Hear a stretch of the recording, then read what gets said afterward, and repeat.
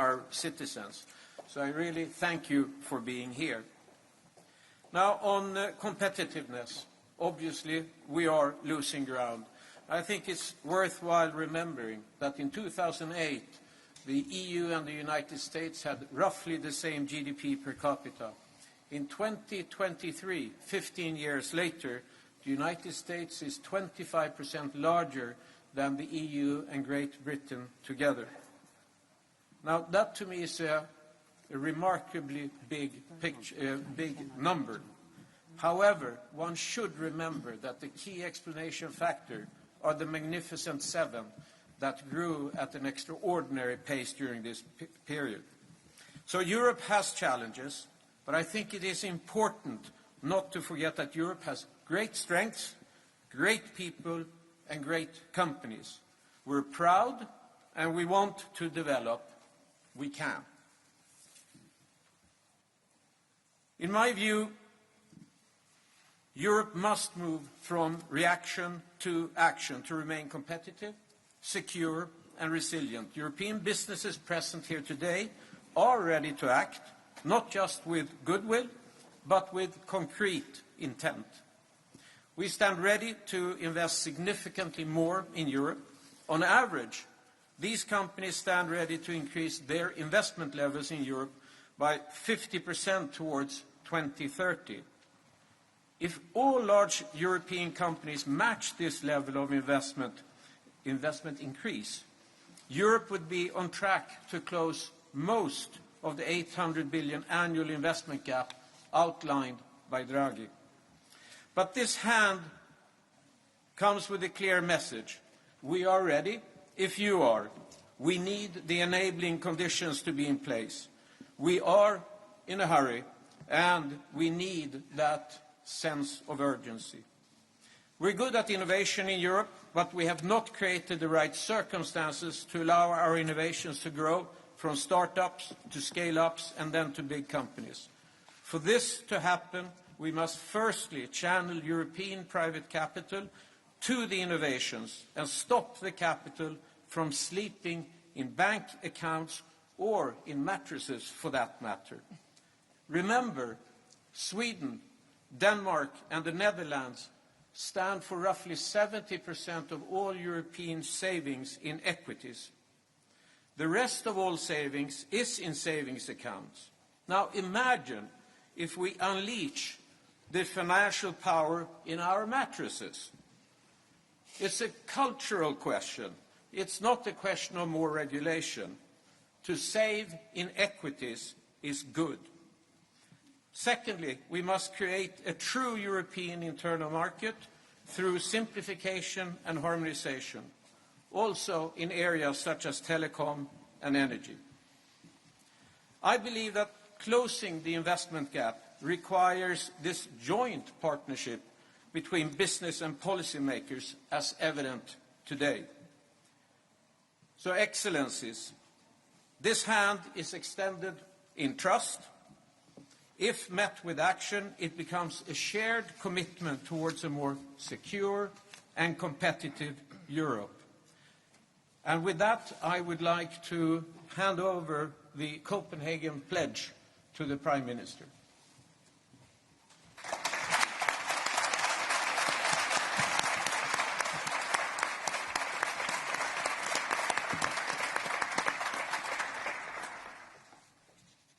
Thank you, Jacob, and thank you all for being here today. Your commitment today means a lot to all of us standing here. And I would like to start by saying that I believe that we are on an important mission together, not only in looking into the beds where the European sleeps, I understand, but also, of course, to create a much stronger Europe, a Europe that is able to compete globally, and a Europe that is capable of defending itself. I totally agree with you, Jacob. Europe is an amazing continent. Some of the world's greatest and most innovative companies were established here, and I see many of you represented here today. But as we all know, we are also challenged. Our competitiveness is challenged, and we risk falling behind a global race going faster than ever before. As everybody here knows, it's often said that US innovates, China replicates, and we regulate. And unfortunately, part of this line is true. We have to change it. Together, we need to lay the foundation for a even stronger and richer and, of course, also more resilient Europe. I am very happy to see that the defense industry is so well represented here today. With the war going on in Europe, we face, and I know that everybody knows that now, we face the greatest security challenge since the end of the Second World War, hybrid warfare and violations of NATO's airspace. So we have to be able to defend ourselves. And the purpose of the informal European Council later on today is actually to assure that we can achieve that. So we need to translate military needs into very concrete deliveries from you. Our ability to scale up production. We have to remove barriers, and we have to deliver real capabilities. All that is very crucial. So to put it very shortly, if you do not succeed, then we will not succeed, and that cannot be the conclusion about Europe. And we cannot wait for others to do the job for us as Europeans. The era of buying cheap energy from somewhere, goods and security from abroad is over. And we need to take on the responsibility on our own shoulders. That's the purpose of the meetings today, and I think we have started it very well out of by being here. So once again, thank you. And Emmanuel, the French President, welcome.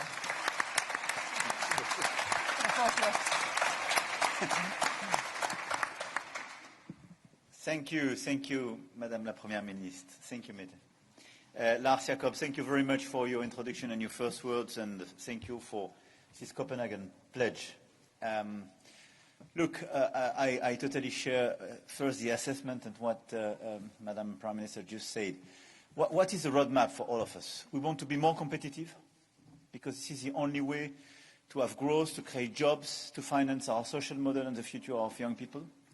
We want to be more sovereign because we experienced during the past few years the cost of dependencies, COVID time, war in Ukraine, instabilities of this world, and we want to meet with our commitments on climate change. We have to decarbonize. It's clear because it's as well about our future.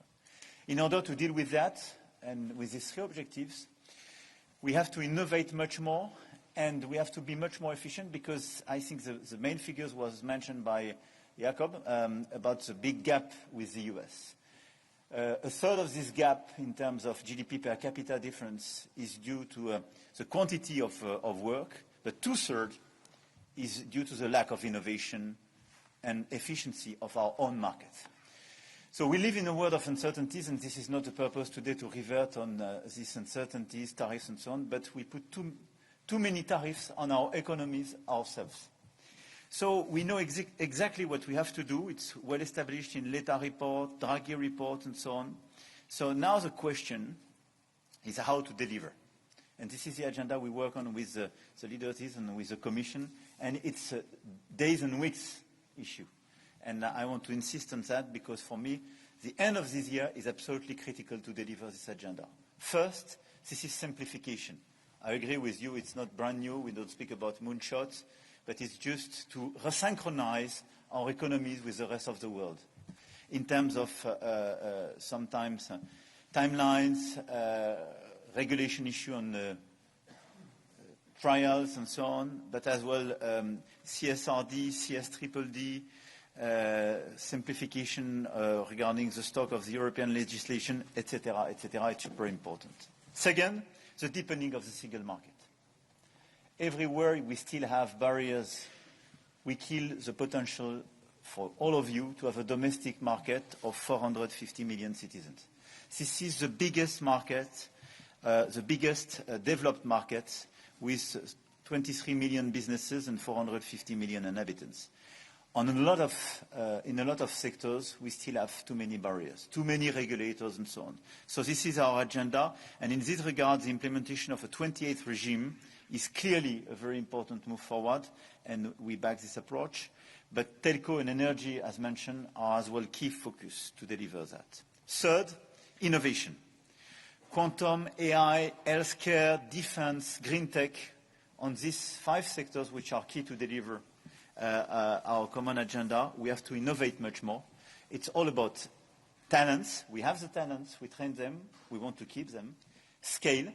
So on these key issues, this is where we have to focus clearly our energy to reduce the barriers. Speed.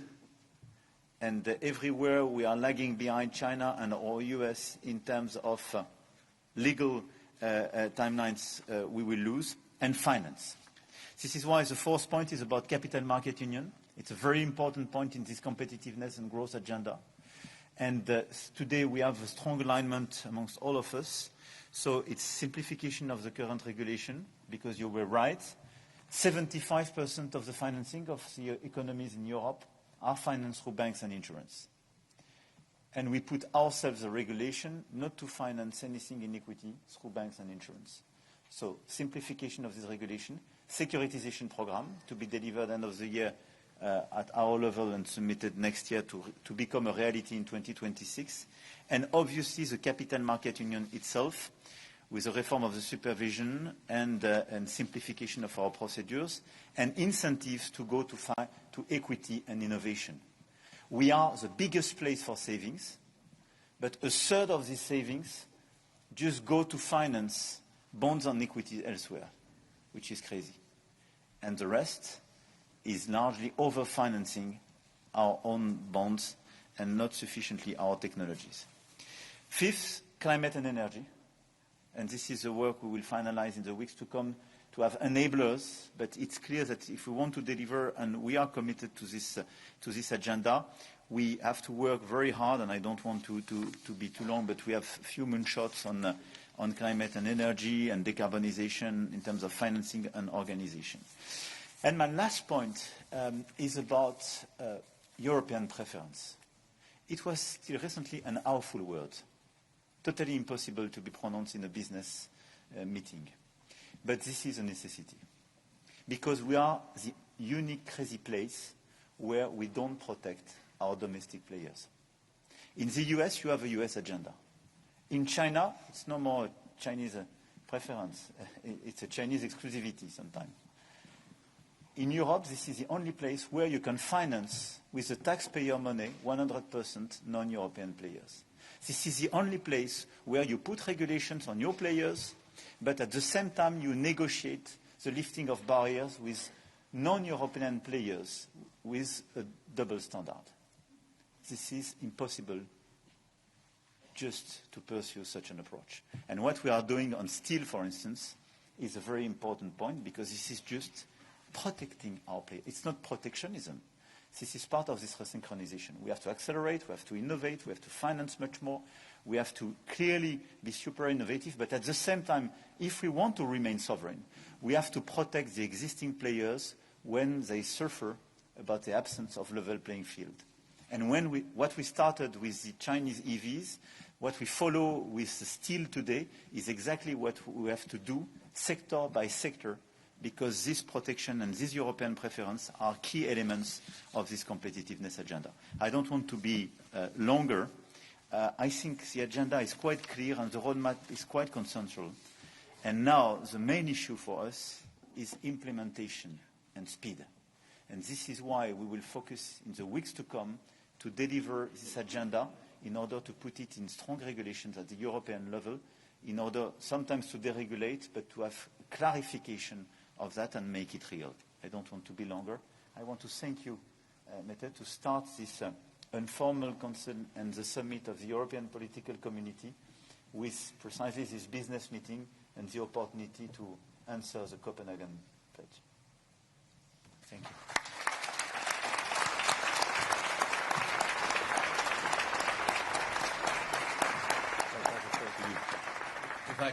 If I could leave the word, Prime Minister Tusk. Thank you very much for your invitation. It was my almost obsession during our Polish presidency, what we are talking about here today. I mean, especially the regulation. I know you prefer the term simplification. I prefer the term deregulation, and I know why. Competitiveness is something that we have been talking about for the last 20 years, I think. But have we really implemented it? The single market is our most powerful instrument in favor of competitiveness. But when I again became Polish Prime Minister at the end of 2023, I found the same barriers, or even more barriers, to the single market as the ones that were there than 10 years before.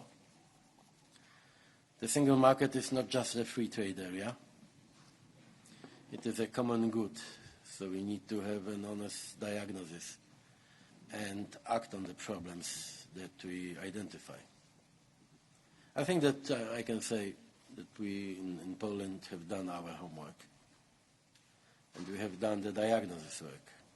And we didn't do it by ourselves, by the government alone. We have worked hand in hand with our businesses, our managers, business organizations, hand in hand with those who are the addressees of what we do. So, what is it about? First, as I said, the regulation. The EU has been legislating over the years, adding layer after layer. We in the EU have become a regulatory power, for sure, nationally and at EU level. This has to stop. Both the European Council and the Commission have understood it by now. The simplification omnibuses have been an absolute priority of the Polish presidency, same for the Danish presidency.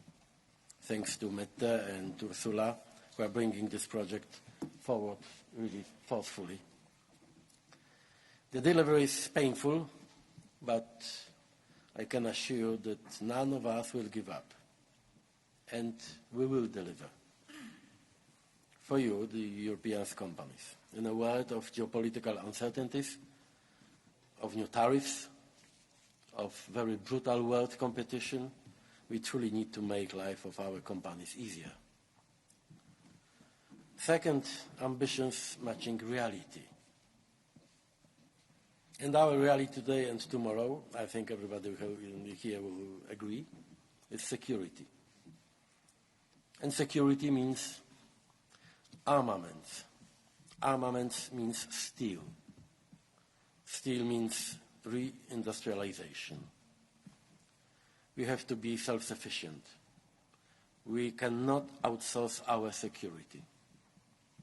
But because of our energy costs, the highest in the world, and of course our climate regulations, companies are leaving Europe. I don't want to spoil the good atmosphere here and the good mood, and I fully understand your argumentation, Emmanuel. And yes, we have to protect our companies, especially our steel companies in Europe, in Poland, everywhere. But the reality is very brutal. I remember my last discussion with the biggest producer of steel in the world, and very active in Poland also. And he was brutally clear with me. There is no chance to continue his work on our continent with our overregulation, high energy prices. And this is why, not only for him, today the United States, Canada, Brazil is radically more attractive than Europe. And we have to be frank to each other with this. And as you know, we have no time. In the next few, not years, but months, it will be too late if we are not ready to react today to this.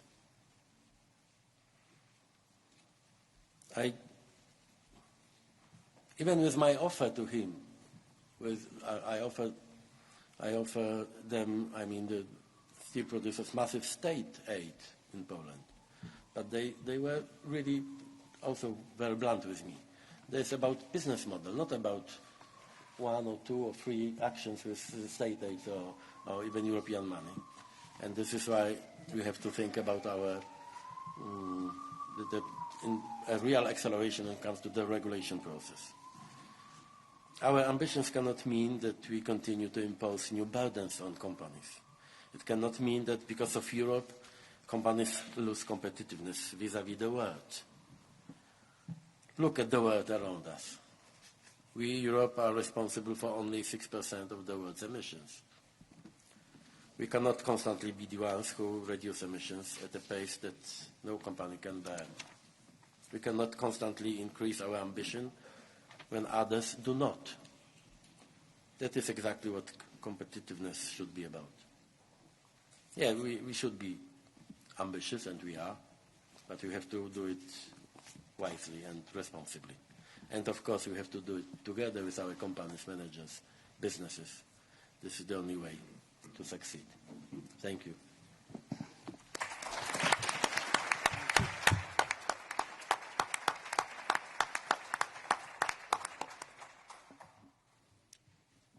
President. Thank you very much. Yes, thank you very much. Thank you very much for inviting us here today. Many familiar faces with whom we are working very closely together, and I know exactly that you have the spirit. Europe has strength, Europe has huge potential, but we have to unleash it. So therefore I would say, you said from reaction to action, that's correct, but also from words to action is now important. The Commission is since 9 months in office. You know that we have prepared our term by asking Draghi and Letter to prepare their reports, and the diagnosis was absolutely crystal clear, also the urgency behind it.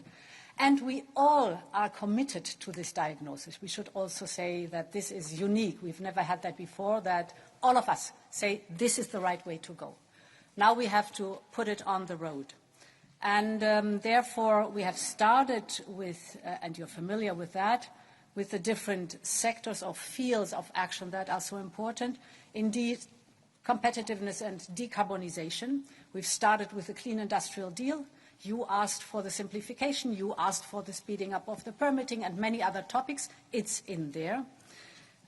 We have set up a startup and scale-up fund that is so badly needed for our startups that are innovative and that want to grow here in the European Union. We are proposing for the next long-term budget a competitiveness fund, also your ask, of 400 billion euros exactly to boost the competitiveness and to have the public hopefully associated with the private funding here in the European Union.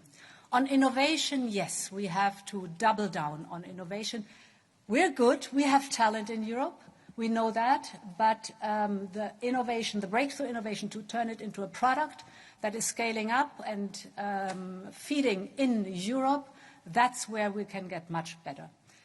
We have proposed to double the investment in Horizon Europe, also one of your asks, and I hope that at the end of the long-term budget discussions, this will be maintained because it's a cornerstone of boosting innovation. We have 2 Achilles heels that you have identified too. That one is the structurally costs of energy, too high. The other one is that for financial services, we do not have a single market. There, it does not exist. It is too fragmented.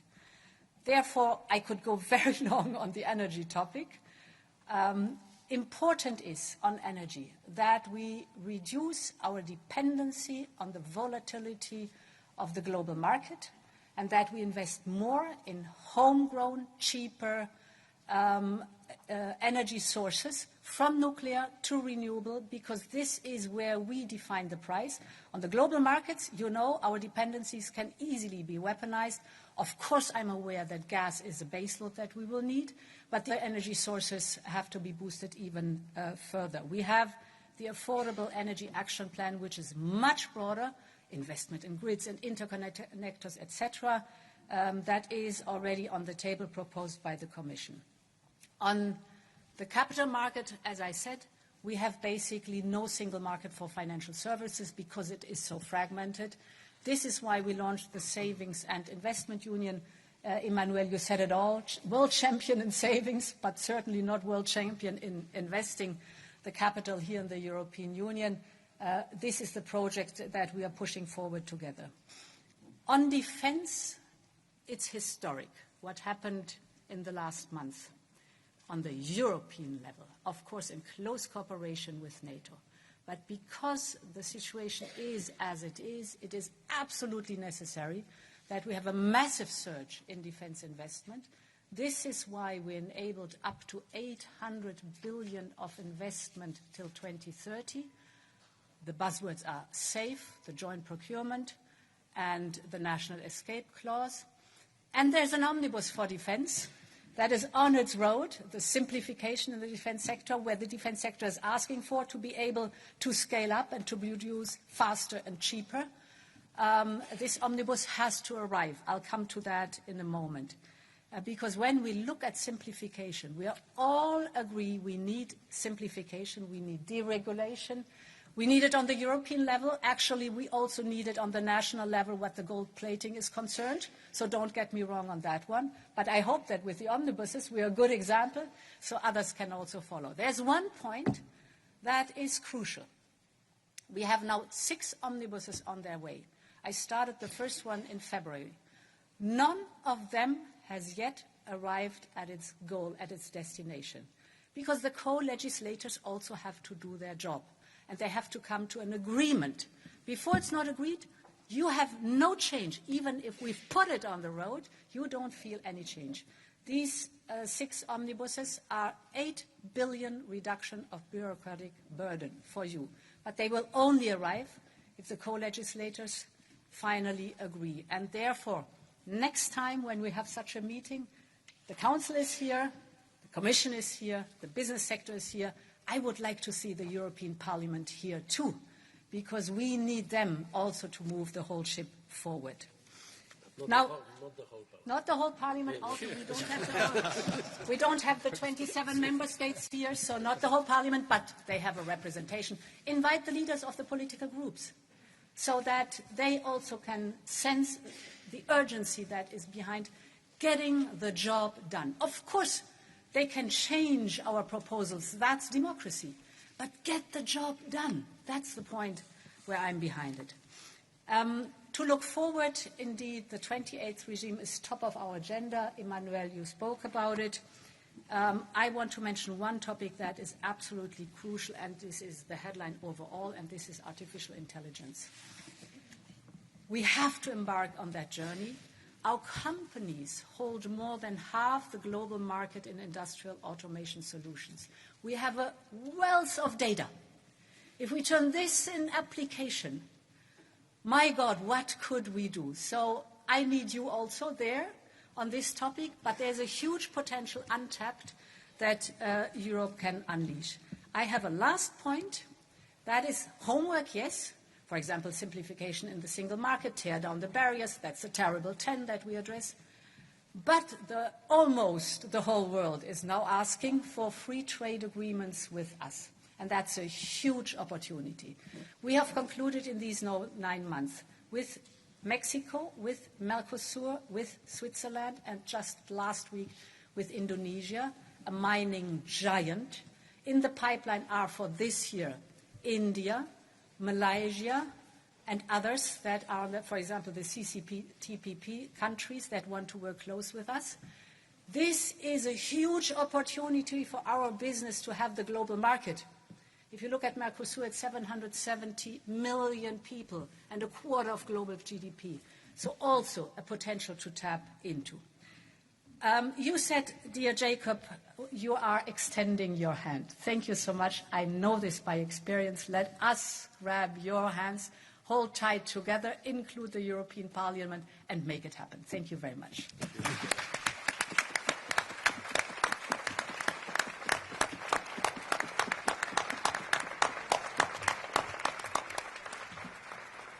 a lot of very, very important phrases here. I hope all of Europe listens to what you have just said, all of you.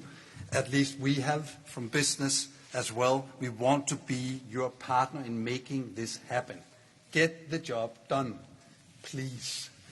And I think it is super encouraging to listen to your analysis and your strength in and believe in the importance of making this happen. It has an incredibly important effect on us. But there is also another dimension, the psychological effect of action, of things really happening. And we are at a stage now where the global situation forces us as industry so much that we need the psychological effect of you also showing the way and making it happen so we can feel it. So we know it's difficult. Somebody said this morning early that it's not only a talk about what's possible. We need to talk about what's necessary. And we need to get this done because it's necessary. So I hope you feel our commitment. It's a very, very seldom occasion that you have such a big group of the biggest companies, global companies in Europe who want to invest in Europe right at your hand to grab it and to promise investment if you give us the right framework. So with that, I would like to conclude this formal part of the event and thanking you dearly for making time to come around and meet European industry here in Denmark while you're here. Hope you will like Denmark and Copenhagen and have a good visit. You have been here before. I know you have had good experiences here. And I hope that will also continue in your very important meetings going forward. Also on security, because security and competitiveness goes hand in hand. You cannot separate it, which we have also spent time discussing last night and this morning. So we are confident that we today marks an even stronger partnership with you and our commitment between European businesses and EU leaders to take real action on Europeans' competitiveness and security. And I now invite you, dear heads of state and government and business leaders, excellencies, to proceed to the designated area. It sounds like I'm in an aircraft, but I'm not. To the designated area just down here in the back and continue the conversation in a more informal setting. Thank you so much for your words and for being here. Thank you.